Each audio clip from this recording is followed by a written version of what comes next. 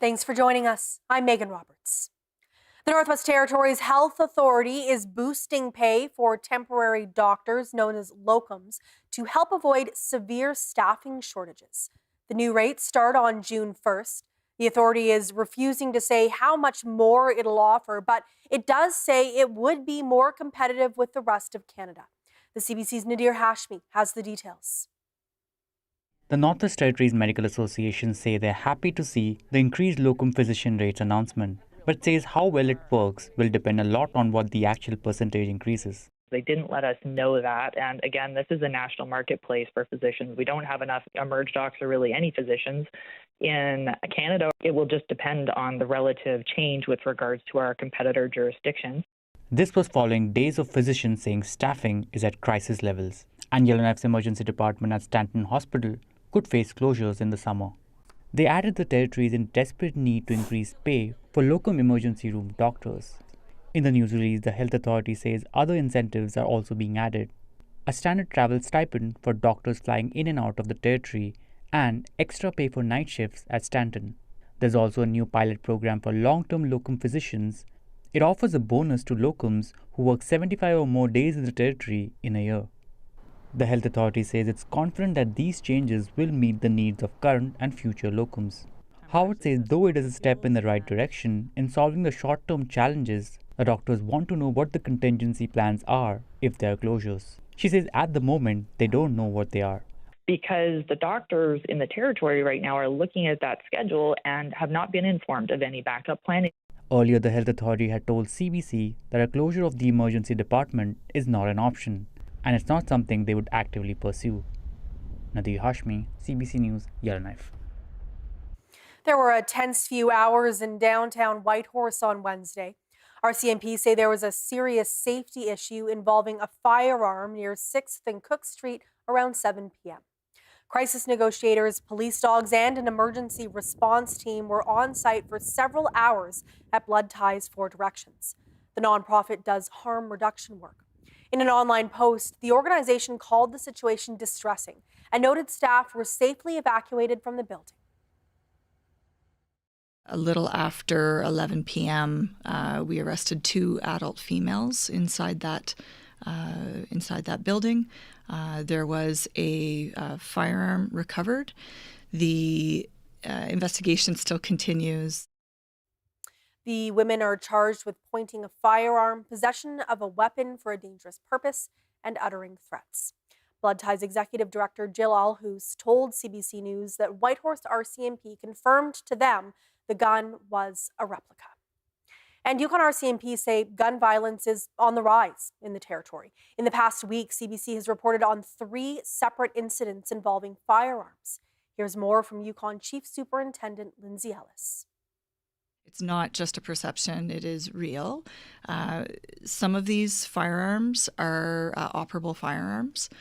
Some of them are replica firearms.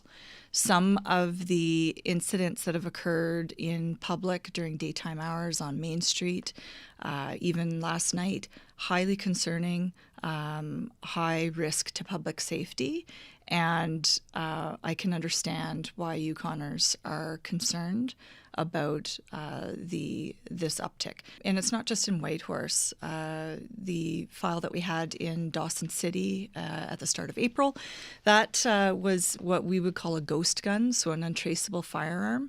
It is a 3D print, so a 3D printer can print that gun and can render it operable with putting it together, and it was used in an operable way in. So the gun was Dawson. actually fired, like bullets. Yes. Okay. Wow. But I think people need to be really aware and live right now to what's going on. That was Chief Superintendent Lindsay Ellis speaking earlier today. She was updating Yukon communities on gun violence. Yukoners have been expressing concern about gun violence in their communities. A Whitehorse taxi driver who hit a pedestrian last year will serve 2 months of house arrest. Abdullah Jamalo pleaded guilty last week to driving at an unreasonable speed. Jamalo was driving around 70 kilometers per hour in a 40-kilometer zone when he hit Virginie Bourque. She suffered catastrophic brain damage and can no longer eat, speak, or move independently. Bork's partner told CBC News after the sentencing that she's not mad at Jamalo, but she is mad about everything the crash cost Bork and her loved ones. I think it's unfair. I know it's a tragic accident and she was at the wrong place at the wrong time. But yeah, when things like this happen, it makes you question a lot of things in life. Jamalo can leave his home during his house arrest to go to work or transport his children. He'll serve 6 months of probation after that. He declined an interview. The trial of a former NWT teacher and coach continued in Yellowknife yesterday. Neil Barry is facing sexual-related charges from his time working in the territory. He worked in the NWT between 2007 and 2017. Luke Carroll has the latest, but first a warning. This story may affect those who have experienced sexual violence or know someone affected by it. A warning that this story may affect those who have experienced sexual violence or know somebody who is affected by it. Yesterday, a former athlete testified that his old coach, Neil Barry, touched him inappropriately on 2 occasions. The former athlete testified in NWT Supreme Court in Yellowknife on Wednesday. His identity is protected by a publication ban. Barry's lawyer suggested that neither incident had actually happened. The lawyer asked about how news of Barry's arrest had traveled through the community. The complainant said he had received messages from people on Facebook discussing the news. The lawyer suggests that he misremembered certain details about his relationship with Barry after the news of his arrest broke. The complainant was adamant that this was not the case and that both incidents did happen. Luke Carroll, CBC News, Yellowknife. The Deputy Auditor General of Canada says the Nunvik government needs to be better at collecting information about child and family services. Andrew Hayes is meeting with MLAs in Iqaluit this week. They're discussing the latest report from the Auditor General released in March. It detailed the work that still remains for the Nunvik government to fix ongoing issues. That report is a follow-up to one released 2 years ago. Although they're implementing a new system to collect that information, it's not completely being used yet, and that is going to be important for them to be able to figure out how they're going to better serve the children and youth. The follow-up report stated that initial actions have been taken to improve the situation in Nunavut. The Auditor General says further work can now be implemented with a strong foundation in place. They have, developed action plans, and it is really the groundwork, I would say. Our next follow-up report is the one where I'm hoping we will see a real change in outcomes for children and youth. But it was important to do this sort of foundational work first. Hogan says her next report will be released by 2027. The federal election is now over, but issues around voting in Nunvik are still surfacing. Some residents told CBC they couldn't vote in their home ridings this election. A teacher in Pavernatuk says she applied for a ballot to vote in her Southern Ontario riding, but it never came in the mail, and she was unable to vote. The mail system here is always slow, so it's not so much of a surprise. Like, the deadline to actually apply for your mail-in ballot was just a few days before the election. So I think the system wasn't set up in any way to expect the kind of mail hurdles that we have here. Yesterday, Elections Canada apologized to voters in Nunavik for a separate issue where polls closed early in the region on Election Day. Adams says she received her mail-in ballot on time during the last election. The Conservative Party of Canada and its longtime supporters are taking stock after losing the federal election. That's despite the party pulling a generational high in its share of the popular vote. As Nicole Williams reports, some Conservative voters are questioning the direction of their party. We'll be guided by a warrior culture, not a woke culture. It's speeches like this one that galvanized many Conservative voters, leading to major gains on election night. But it was also enough to push away some of the party's most loyal. His antagonism just bothered me. I said, I can't vote for him. For nearly every single election over the last 70 years, 92-year-old Carol Howes has voted Conservative. That is, until now. I may not be around in 4 years' time to make any decisions like that. But if he remains head of the party, I don't think I could ever vote for him. I just don't like his style of politics. She's part of a group that has been faithful to the party but are now feeling alienated from it. Everything feels broken in Canada. Some suggesting leader Pierre Poilievre's tactics and rhetoric became too negative or too right-wing to vote for. Even some of his strongest supporters understands why some feel they no longer can. I believe the Conservatives did what they needed to do, but they might have been too hard to step on the gas too early. I think the Conservative Party of Canada was very good at pushing people away, not so good at pulling people in. It also marks a growing divide between Conservatives at the federal and provincial levels. I hope they do some soul searching on what they believe it means to be a Conservative. There are many, many shades of blue. This expert says politically centered voters that used to find a home with the Conservatives might now feel forced to vote Liberal, but that doesn't mean they're happy about it. That crowd might have a hard time feeling comfortable voting Liberal given everything. Some experts suggest if the Conservatives want to bring those people back into the fold, they need to spend less time catering to the fringes of the party and more time refocusing on values that bring it back to the political center. Nicole Williams, CBC News, Ottawa. The claims period for 2 classes in the First Nations Child and Family Services and Jordan's Principal Settlement is now open. First Nations children who were removed from their homes on reserve between April 1st, 1991 and March 31st, 2022, and their caregiving parents and caregiving grandparents can now submit a claim for compensation. There are free supports to help you fill out your form. And mental health and wellness supports if you need them. Learn more and submit your claim at fnchildclaims.ca. Are you an aspiring songwriter? Do you want your song to be part of Nunavut's cultural heritage?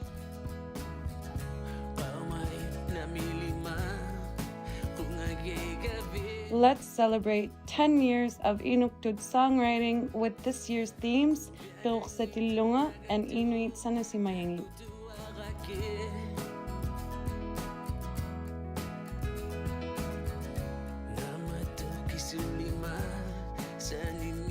For contest rules and more information about Kilo 2025, visit www.gov.nu.ca. The deadline for submissions is May 5, 2025.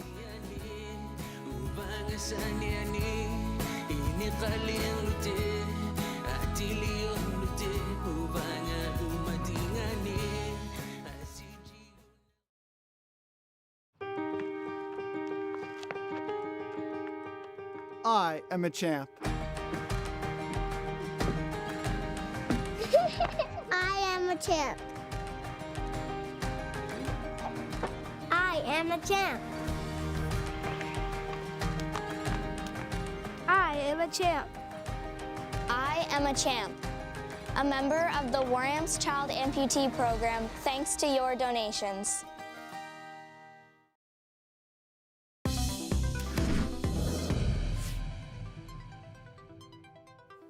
A telecommunications outage that shut down cellular calling in Nunvik has now been resolved. The outage lasted nearly 5 hours, ending around 12:45 this afternoon. Northwestel confirmed the outage has been resolved. It says it's still trying to identify what caused it. The Northern Air Transport Association has wrapped up its annual meeting. The conference and trade show took place in Whitehorse this year. Delegates came from across the world to explore innovation related to air transportation in northern and remote areas. Operating aircraft in the north comes with challenges like high fuel costs. The association's executive director says there's some new ideas in the works. We're also looking at other ways to, well, maybe hybrid electric aircraft. We've actually got one of our members that's working with NASA on, it's a test bed because they've got four engines. Air 10D is doing this in Yellowknife. Two of the biggest challenges in the industry are infrastructure and weather, which are made even more unpredictable with climate change. Operators looked at options for runway surfaces, everything from mats to aluminum, and NAV Canada showcased new automated weather stations in the north. The Northern Air Transport Association started in Yellowknife in 1977. Nunvik is facing a record surge in tuberculosis cases. Now, Inuit health workers are joining public health teams to rebuild trust and bring care closer to home. Their work is helping to strengthen the connections between communities and the healthcare system. The CBC's Chantal Dubuc has more. Alassi Iriruk has been working for 2 years as a public health worker in the village of Puvirnituk.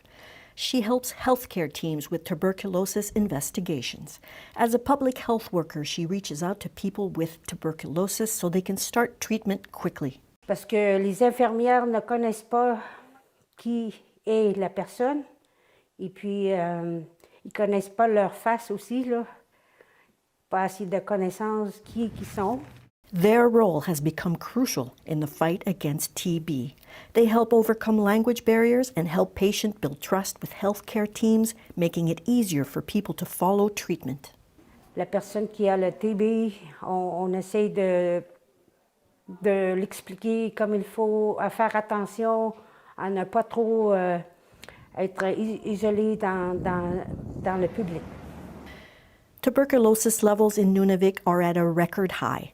In 2024, 95 cases were reported, the most ever.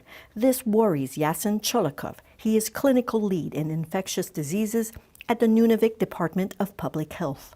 Je crois que ça va avoir un impact très important si on est capable de développer ce programme-là puis de s'assurer que qu'il y a de tels accompagnateurs, des PHO dans toutes les communautés et puis qu'il y en ait assez pour pouvoir être là avec les patients à toutes les étapes de leur traitement. But this solution alone won't be enough to stop TB transmission. Health workers at Nunavik Regional Board of Health and Social Services say they are facing staff and resource shortages, which limit prevention efforts. Quand on voit que dans certains villages qui sont proies à des éclosions de tuberculose de façon récurrente depuis maintenant près d'une décennie, on n'a toujours pas accès à de la radiographie, qui est comme l'outil de base pour diagnostiquer la TB. Il faut quand même se poser des questions sérieuses. Ongoing service cuts at health centers also prevent citizens from getting care, say doctors. Ça prend une volonté politique et outre la volonté, des ressources et des choses qui viennent avec le fait d'affirmer la volonté. La volonté a déjà été affirmée, mais parfois, quand on suit la chose, on ne voit pas les découlants de ce désir-là. Yasin Cholikov believes improving access to healthcare and building more housing could lower TB rates in Nunavik, where rates are still 100 times higher than the rest of the country. That was the CBC's Chantal Dubuc. Her report used material from Félix Lebel, a Radio-Canada reporter in Kuujjuaq. There are alarming new numbers coming out of Ontario's public health agency. Measles are on the rise across the country, and public health officials are ramping up efforts to rein in the outbreak. Jennifer Yoon has that story. The number of measles cases in Canada is accelerating. Ontario continues to break the record since measles was declared eliminated almost 30 years ago. 1,242 cases of measles so far this year. Alberta is reporting 193 cases, and the majority of the people getting sick in both provinces are children who are unvaccinated or under-vaccinated. It's hard to contain because measles is so contagious. Symptoms include a fever, runny nose, cough, and a rash. There can be serious consequences: pneumonia, brain inflammation, and measles kills 1 to 2 people out of every 1,000 infected, even if they get the best medical care possible. But in some parts of Ontario, public health authorities don't know how many kids are fully vaccinated. Halton, Ontario reported less than a quarter of 7-year-olds fully vaccinated against the measles. But public health officials say they think more families have vaccinated their children without reporting it to public health. Because Ontario lacks a real-time provincial registry into which all healthcare workers input immunizations at the point of immunization, Halton Region Public Health, like other public health units, rely on families reporting their vaccines to public health. Alberta, on the other hand, keeps better track, but their vaccination rates are quite low in some areas. That's why the Alberta Medical Association is calling on provincial health authorities to do more. We need to be seeing the medical officer of health probably on a weekly basis. We need to see vaccination clinics popping up. We need to make it easy for people. We've requested interviews with the heads of public health in Ontario and Alberta. Both have said they are unavailable. Jennifer Yoon, CBC News, Toronto.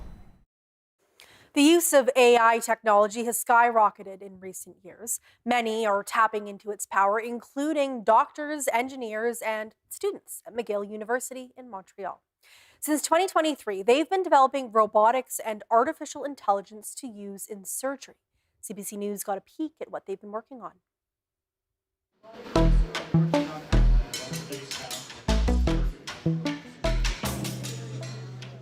This is our robot. We called it Terry Sarcobot, okay? Terry for Terry Fox. The idea of these robots is to help us remove these very deadly cancers as precisely as possible with less cutting, less blood loss, more precision.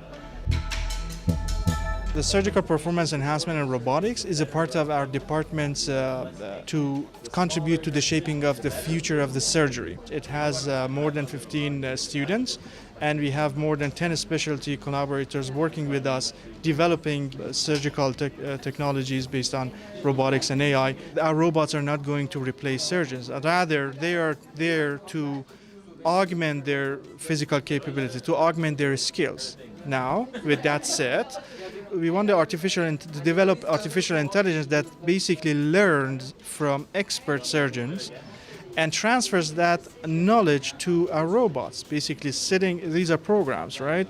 They sit on a robot controller and they basically get cues from surgeons in the room or remote, and they operate under their command.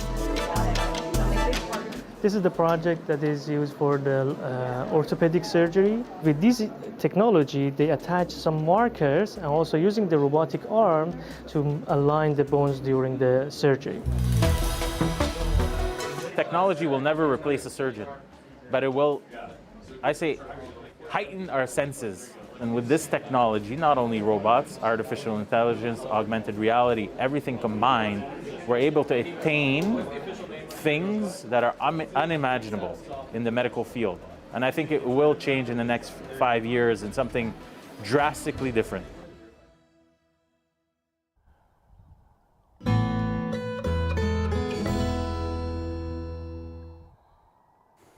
Yellowknife's new Aquatic Center is set to open on May 5th, and it is already making waves. The $71 million project has been years in the making. Features include an 8-lane lap pool, leisure pool, water slide, splash pad, and steam room. We got the chance to check it out this week ahead of the official opening. We're super excited, and things are busy right now getting ready, but we're really excited to meet everybody and show them the building. We have a big water slide in the corner, and it has a stop-go light at the top, and you get to slide right through a waterfall on the water slide. So then we have a lap pool, and it's 25 meters and 8 lanes. And it has all sorts of capabilities with for the swim club. So everything is set up so they can run their meets more efficiently and more people can race. The accessibility feature is all our pools have a ramp, so people are able to get in with our water wheelchairs.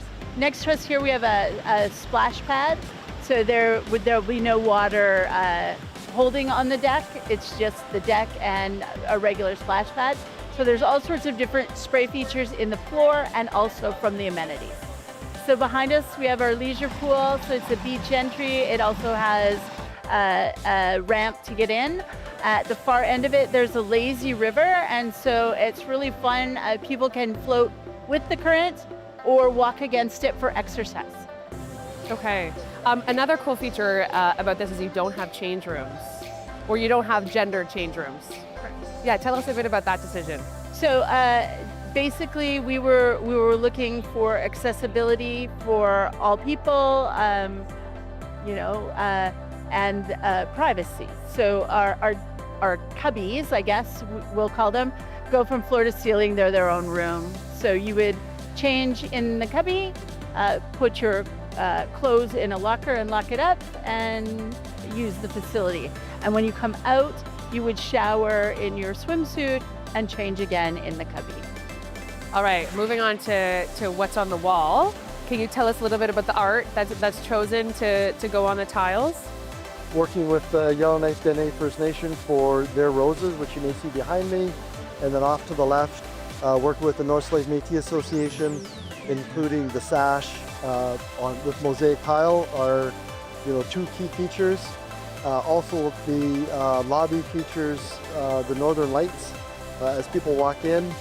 And the lobby floor has the medicine wheel motif, all with key input from the various Indigenous organizations around Yellowknife.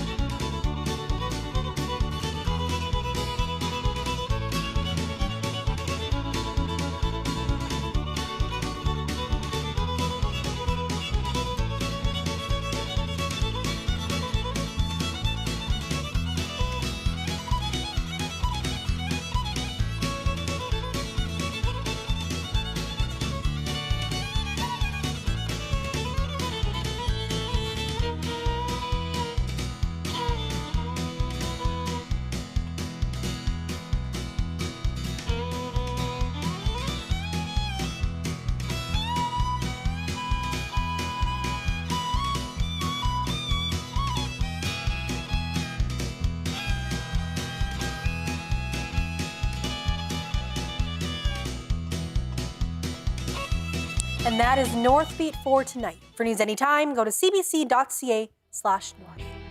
Thank you for watching. I'm Megan Roberts. Have a good night.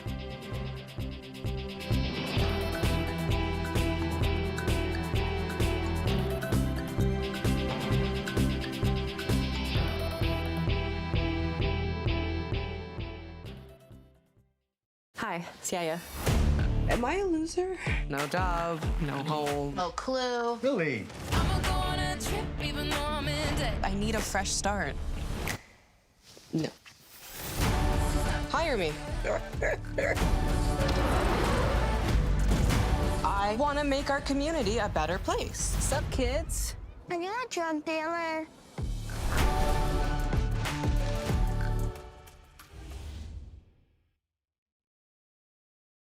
You lied to me. You played me like I was one of your marks. I could be on the other side of the world right now. You've gone soft. You need to be focused on the long game. Who has more fun than us?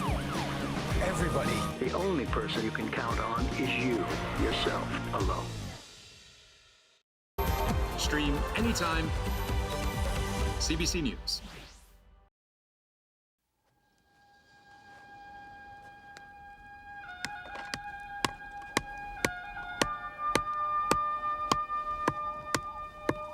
Déjà.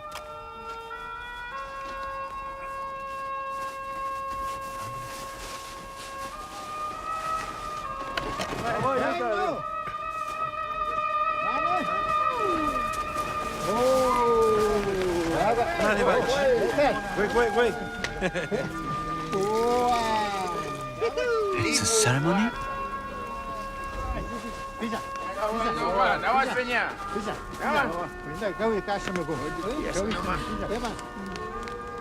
Sispaquet. Sispaquet? Sispaquet. And Your Majesty may be pleased to know that this year, thanks to the help of our Indian friends, we have produced some 30,000 pounds of this sweet gift.